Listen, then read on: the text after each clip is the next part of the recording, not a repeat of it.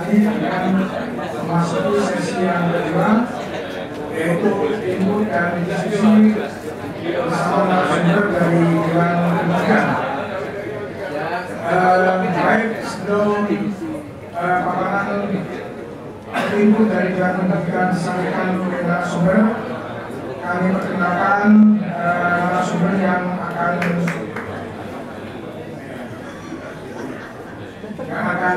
menyampaikan ini adalah Bapak Dr. Andes Widianto SHMU.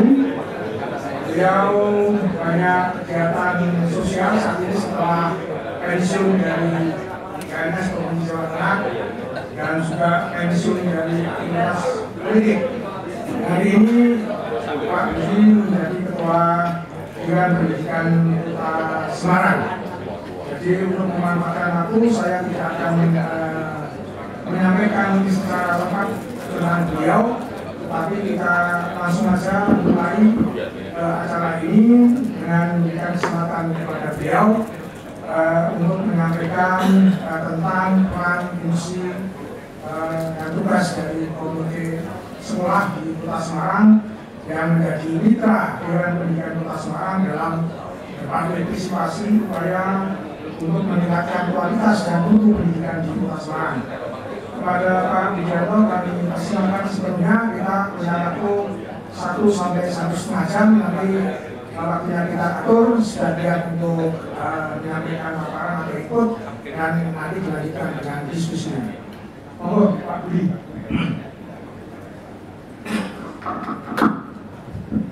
Assalamualaikum warahmatullahi wabarakatuh. Rabbi sholli sholli wa yassir amri wa hlul min lisani yafqahu qawli amma ba'd. Bapak Ibu sekalian,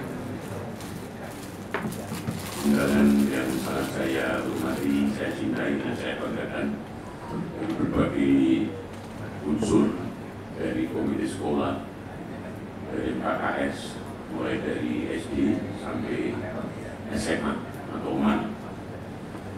Hari ini adalah hari yang bagi saya pribadi dan teman-teman Dewan Pendidikan hari yang sangat membahagiakan karena Tuhan Yang Maha Kuasa Allah SWT meridhoi kita bisa silaturahmi. Manfaatnya jelas, kita tambah sehat, tambah usia dan tambah rezeki. Amin. Selain itu ada beberapa hal yang penting kaitannya dengan keberadaan kita saat ini. Kalau kita runut dari sejarah, karena apa-apa itu harus dilihat dari historis, filosofis, juridis dan sebagainya ceritanya, bahwa pendidikan ini menjadi kebutuhan kehidupan kita, bahwa manusia itu lahir sampai mati tidak mungkin tanpa pendidikan, sehingga pendidikan sampai yang lahat itu memang berbeladanya. Oleh karena itu, perjuangan kita sebagai sebuah bangsa yang besar selalu mengutamakan bagaimana bisa meningkatkan kualitas sumber daya manusia. Yang tidak tahu menjadi tahu, yang tidak benar menjadi benar, yang tidak sopan menjadi sopan dan seterusnya. Ini hanya bisa dirubah hanya dengan kata pendidikan. Oleh karena itu pentingnya pendidikan. Bahkan di dalam konstitusi kita, Pembuka Undang-Undang 45 menjelaskan bahwa salah satu negara ini didirikan, salah satu cita-cita negara didirikan adalah untuk mencerdaskan kehidupan bangsa. Ini perintah konstitusi. Mestinya penyelenggaraan pendidikan ini adalah menjadi tanggung jawab negara sepenuhnya, menjadi tanggung jawab pemerintah sepenuhnya. Tetapi sudah menjadi kesepakatan sejak merdeka bahwa pendidikan ini adalah menjadi tanggung jawab bersama antara keluarga, pemerintah, dan masyarakat. Ini saya sebut dengan tripusat pendidikan. Jadi kalau konstitusinya, sejarahnya seperti itu, tidak mungkin pendidikan dimanapun akan maju tanpa sama-sama disengkuyung oleh tiga komponen ini. warga, masyarakat, dan pemerintah. Ada yang menyebut pendidikan informal, pendidikan formal, dan non-formal. Dan memang betul bahwa ternyata sampai merdeka 78 tahun di Indonesia ini, pemerintah belum mampu melaksanakan perintah undang-undang, perintah konstitusi, bahwa setiap warga negara itu berhak mendapatkan pendidikan dan pengajaran. Artinya mulai PAUD, sekolah dasar sampai menengah, ini pemerintah belum mampu menyediakan meja dan kursi untuk anak-anak yang usia sekolah. Ini justru saja ini mesti tanggung jawab pemerintah. Tapi karena kita tahu persis kondisi bangsa kita seperti ini, walaupun secara anggaran, rencana anggaran negara ini, APBN ini yang terbesar adalah pendidikan dan kesehatan atau mungkin pekerjaan umum. Tinggal prioritasnya itu yang tahu adalah kepala negara atau presiden. Jadi pendidikan dan kesehatan ini menjadi satu satuan yang menjadi sangat penting bagi setiap negara. Ini orang sehat dari sekolah atau sebaliknya, nah kita yang butuh sehat dan sebagainya itu bolak-balik nggak bisa. Dan ini yang menjadi pemikiran kita. Sampai saat ini kita rasakan bersama-sama bahwa peranan masyarakat ini sangat dasar, luar biasa. Terbukti partisipasi masyarakat menyediakan pendidikan melalui mendirikan yayasan-yayasan untuk bisa menampung anak-anak usia sekolah, khususnya di Kota Semarang. Saya contohkan jumlah SD swasta dan negeri tidak sebanding, banyak yang swasta. Jumlah pendidikan anak usia dini juga begitu. Jumlah pendidikan menengah itu urusannya gubernur sekarang. Apalagi SMP saja yang negeri pemerintah ini hanya mampu menyediakan 45 sekolah. Yang negeri, yang swasta hampir 198 sekolah. Coba saya bayangkan kalau tidak ada swasta, tidak ada peran masyarakat, hanya pemerintah saja. Opera tiap hari itu kita baris di balai kota, baris di kantor gubernuran, baris di istana negara. Hanya ingin minta, ini anak saya merasa sekolah, ini Pak, setiap keluarga negara. Apalagi kalau kita lihat bahwa majunya sebuah bangsa ini sangat ditentukan oleh kualitas sumber daya manusia. Ini pasti.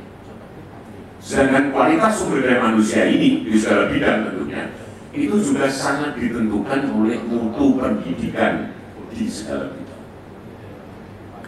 Kualitas mutu pendidikan di segala bidang juga sangat ditentukan oleh banyak hal, yang salah satunya adalah kualitas atau mutu guru dan dosen. Ini kira-kira begitu nih, yang Jabar lebih lanjut kurikulumnya baik, kurikulum yang tepat dan baik, masih ada perlu guru yang kompeten, profesional, berkualitas. Itu tidak cukup, masih butuh sarana prasarana yang memadai dan sebagainya. Ini kompleks sekali persoalan pendidikan.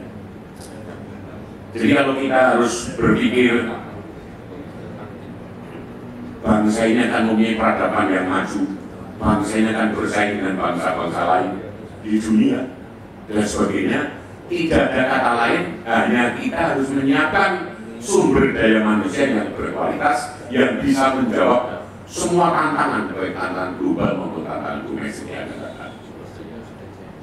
Ini kira-kira begitu, kira-kira deh. Oleh karena itu, sekalian, pada pagi siang hari ini Dewan Pimpinan Kota Semarang mengundang Pak Presiden untuk ayo, ini corok tahun ini gendu-gendu rosok, gendu-gendu sayur, rembukan, ngomong-ngomong tentang kewajiban kita. Saya yakin Bapak Ibu sekalian sudah mengikuti berita medsos atau yang lain yang akhir-akhir ini sedang booming informasi lain, sedang booming bahwa saya mengikuti Komisi Perlindungan Anak Indonesia yang melaporkan ke situ sudah hampir 2.800 kasus yang dilaporkan dengan KPAI. Ini berarti anak-anak kita ini sudah banyak persoalan, banyak masalah. Jadi negara ini sudah darurat. Kira-kira gitu, darurat. Dalam hal itu ini salah satu. Belum lain lagi bahwa belum lama ini setelah COVID-19 selesai, pemerintah kita menetapkan kurikulum baru untuk menyempurnakan kurikulum sebelumnya. Kita sejak merdeka sampai sekarang ini sudah 78 tahun, sudah menggunakan kurikulum sampai 11 kali, 12 kali kurikulum merdeka ini sejak merdeka. Tetapi 12 kali kita menggunakan kurikulum sampai terakhir kurikulum 13 secara kualitas, artinya SDM lulusan sekolah yang diharapkan secara literasi, secara numerasi, secara karakter gitu, itu masih jauh dari harapan. Jadi kalau dinilai oleh dunia, mutu di pendidikan Indonesia ini sampai sekarang ini belum kelihatan sampai angka 100 negara itu sedunia. Jadilah yang akhirnya kira-kira menjadi keprihatinan bangsa kita, khususnya pemerintah kita, lebih khusus lagi Menteri Pendidikan Kebudayaan Riset dan Teknologi. Kira-kira gitu. Dan saya amati, saya ikuti, ternyata Pak Menteri minta di backup oleh hampir 400 expert ahli pendidikan, baik itu lulusan dalam dan luar negeri, untuk bagaimana menyempurnakan kurikulum agar bisa dipedomani bagi kita bangsa Indonesia untuk mewujudkan kualitas sumber daya manusia lulusan sekolah, baik dari tingkat PAUD, dasar sampai menengah, bahkan sampai perguruan tinggi. Kira-kira itu sejarahnya itu, sehingga akhirnya dari 400 ahli ini tidak hanya 1-2 negara di dunia ini, sampai ranking 70 negara dunia dipelajari semua. Kira-kira ini menjadi referensi yang luar biasa, sehingga kurikulum kita, kurikulum 13 disempurnakan lagi, yang menjadi kurikulum dijenengkai kurikulum merdeka. Itu hanya nama itu. Jadi Laksamana Soekardi itu bukan jenderal angkatan laut itu nama Laksamana Soekardi. Ini kurikulum merdeka itu bukan berarti merdeka terus bebas. Bukan, tidak. Kita harus belajar ini, harus belajar dengan ketentuan, dengan pedoman untuk lulusan STM atau lulusan sekarang STM ada SMK listrik. Ini ada perusahaan swasta yang membutuhkan ahli-ahli listrik dari sekolah menengah. Jadi lulusan SMK listrik ini dites di perusahaan itu nggak terima dari luar negeri semua atau dari negara lain. Jadi kan pembelajaran kita, sehingga parameter-parameter ini, ukuran-ukuran ini yang akhirnya oleh pemerintah dalam Dikbudristek kurikulum 13 yang luar biasa itu 40 jam seminggu guru mengajar, seminggu 40 jam ngerti, pokoknya aku mulai, muridku ngerti orang ngerti, mulai muridnya silaku kok bak, bisa terus bludak orang ngerti. Ya inilah kurikulum 13.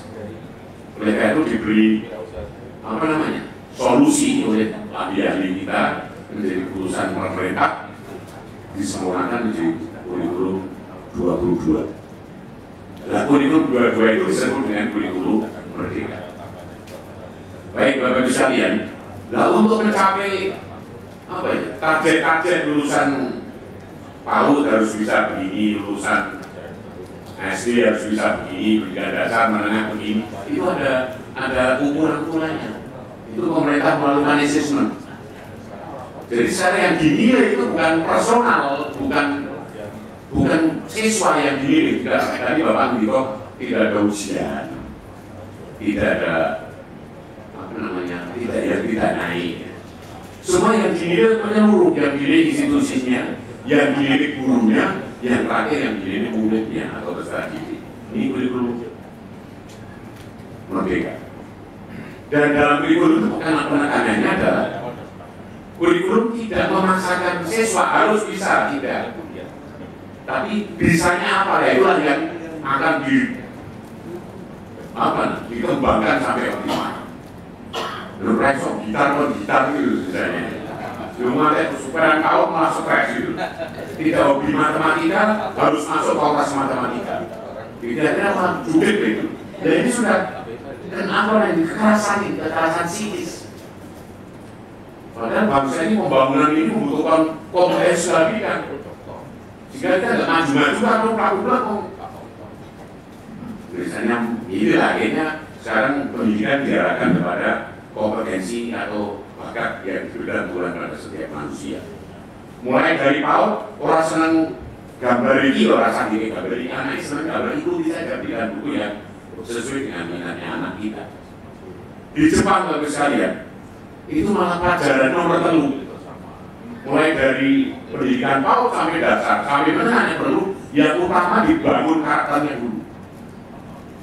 Nah, kalau sudah karakter tercapai, baru literasi, pengetahuan, baru numerasi hitung-hitungan.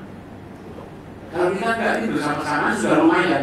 Kurikulum 13 kalau nggak salah, itu 40 jam, jadi murid dijejeri terus. Guru tidak sempat membina karakter atau akhlak peserta didik. Guru tidak pernah sempat membuat administrasi untuk kenaikan pangkatnya. Ini kurikulum 13. Sehingga saya belum belajar salah menyebutkan kurikulum, tapi yang jelas perbaikan penyempurnaan kurikulum itu adalah untuk mengejar ketertinggalan mutu pendidikan di Indonesia dibandingkan dengan mutu pendidikan di tingkat ASEAN maupun di tingkat global dunia. Ini untuk sekalian kira-kira begitu. Nah, kemudian saya akan fokus saja nanti ada kaitannya dengan toleransi kita, tugas, peran, dan fungsi kita sebagai masyarakat yang peduli kepada pendidikan. Jadi Dewan Pendidikan Komite Sekolah ini adalah kumpulan orang-orang yang saya sebut tokoh-tokoh yang peduli kepada pendidikan dari berbagai lapisan. Kira-kira itu. Tugas peran fungsi kita kalau dikatakan secara cepat dan gampang itu memberikan saran masukan atau rekomendasi. Kalau pendidikan pada sekolah masing-masing. Jadi tugas itu mengawasi sekolah, jalannya sekolah itu sudah belum dalam forum rapat sampaikan secara langsung. Kalau tidak langsung ya rekomendasikan supaya jalannya institusi sekolah kita ini sesuai dengan harapan. Nah kita mengikuti terus sebetulnya minggu kepala sekolah minggu diingatkan dan sebagainya. Ini tugas kita. Jadi tidak ringan bagus sekalian. Apalagi kalau sudah menyangkut ini adalah menyiapkan sumber daya manusia untuk masa depan negara bangsa. Itu secara negara, secara pribadi ini menyiapkan masa depan yang lebih baik untuk anak-anak kita kemudian. Ini pendidikan. Oleh karena itu tanggung jawab bersama ini kita lakukan. Yang terjadi sekarang ini, kalau anak itu pintar jual olimpiade, buat bapaknya produk mati. Biasanya saya aneh soal saya aneh jatuh. Olimpiade dunia nak anakku. Tapi coba kalau yang terjadi yang negatif, nah, mau terlibat kasus yang negatif apapun, mesti yang pertama yang terjadi yang didengar adalah gurunya sopo, kepala sekolah sopo, sekolah itu diam. Nah inilah sekalian sehingga yang terjadi di Indonesia yang tadi saya mengatakan darurat, kenakalan, kekerasan dan sebagainya ini menjadi tanggung jawab kita bersama.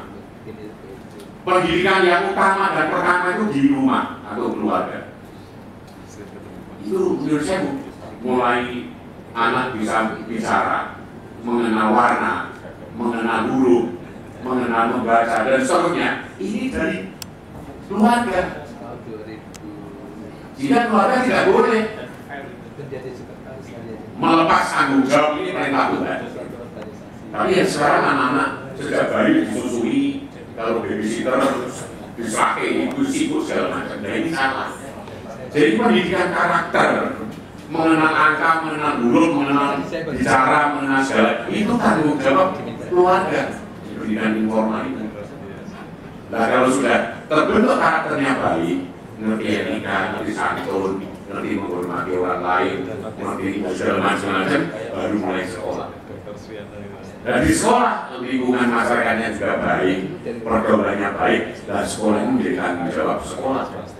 Bagaimana mencerdaskan kehidupan bangsa, menyiapkan generasi muda kita yang kompeten, yang berkualitas untuk kejayaan bangsa negara yang akan datang ini, atau untuk masa depan mereka secara pribadi masing-masing. Inilah tanggung jawab sekolah dengan memperdomani kurikulum yang sudah disepakati oleh pemerintah, dengan menyiapkan guru-guru yang kompeten, yang profesional, yang berkualitas, yang bermutu. Itu tidak cukup, masih perlu sarana prasarana yang memadai. Ini saya akan ambil contoh ini. Negara terbaik di dunia untuk pendidikan nomor 1 di dunia itu Finlandia. Setelah saya ikuti ceritanya, kurikulumnya itu 20% pelajaran di kelas, 80% di luar kelas. Tapi tidak pulang, jadi anak-anak itu diberi pelajaran sehari 3 mata pelajaran, terus keluar.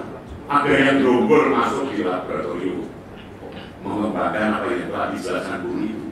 Ada yang ke perpustakaan mendalami apa-apa yang dengan literatur yang ada. Ada yang melalui kelompok-kelompok diskusi di tempat-tempat yang sudah disediakan yang sangat memadai, nyaman semua. Kalau sudah selesai, masuk semua jam 12 kalau di sini makan bareng karena makan sediakan negara. Makan bareng, doa bareng, ini bareng.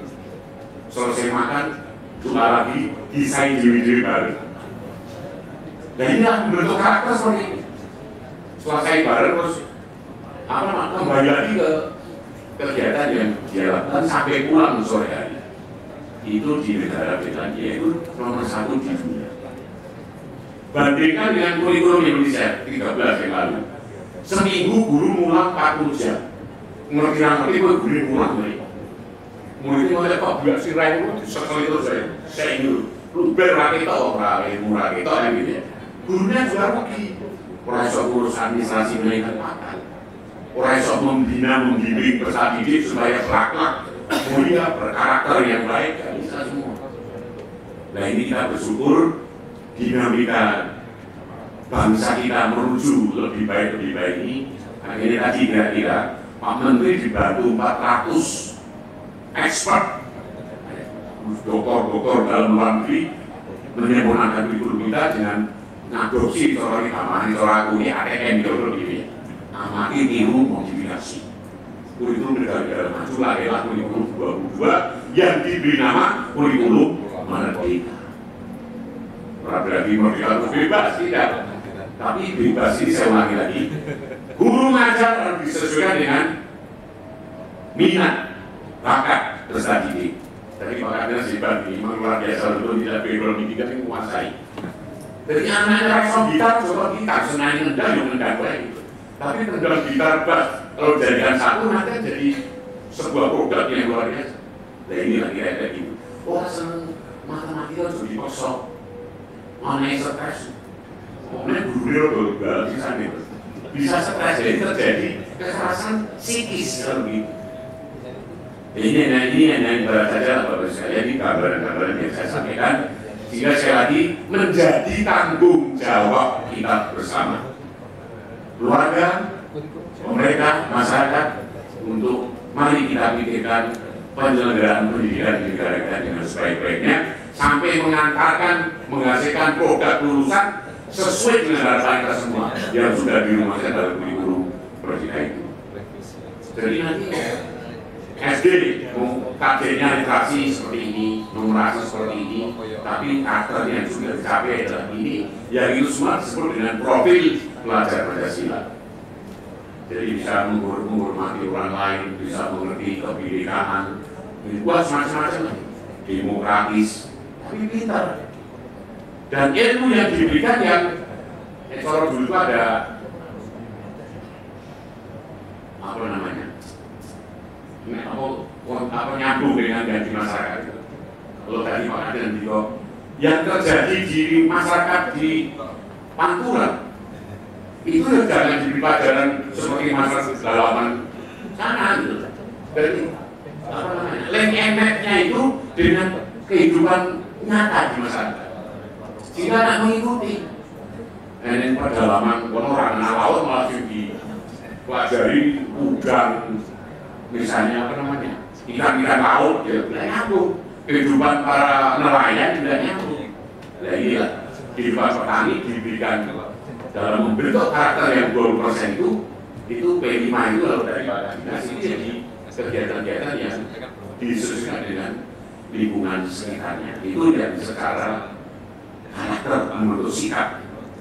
Dulu ada kognitif, dulu ada psikomotorik, dulu ada afektif. Sekarang itu diganti istilahnya itu.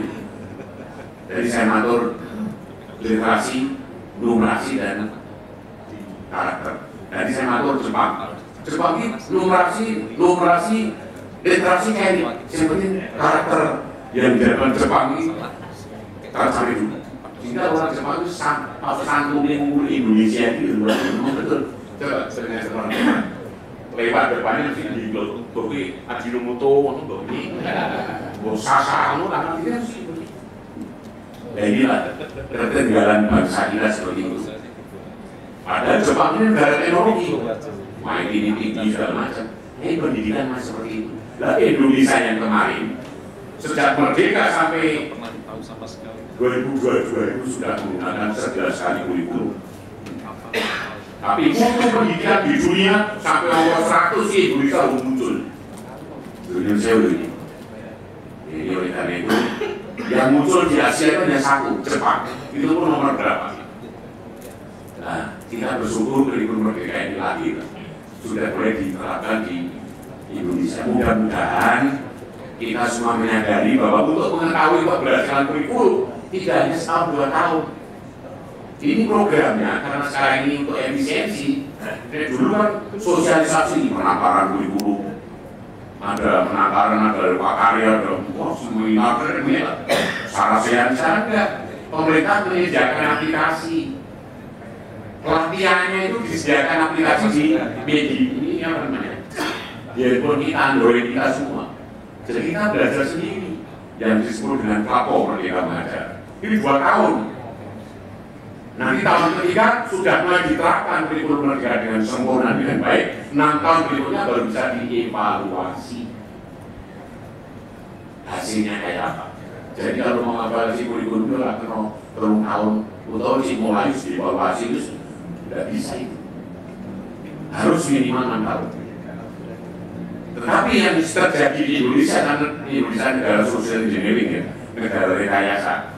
Sebenarnya berarti menteri dari kurikulum, karena target pertama dia harus menguasai inilah yang jadikan perkembangan baik kita sekalian. Baik Bapak sekalian, karena tadi sudah saya sampaikan, sekarang sedang booming sedang top di mana-mana Indonesia ini negara yang disebut dengan darurat tindak kekerasan, terutama bagi peserta didik kita, terutama bagi pendidikan. Tindak kekerasan di lembaga pendidikan. Ya, ini merupakan tanggung jawab bersama. Di keluarga bagaimana perhatian orang tua kepada anak-anak kita, mau ditoke bayi, diperhatikan dengan baik anak kita. Karena kalau di rumah anak tidak ada perhatian orang tua, ini anak habis dia akan salah tingkah.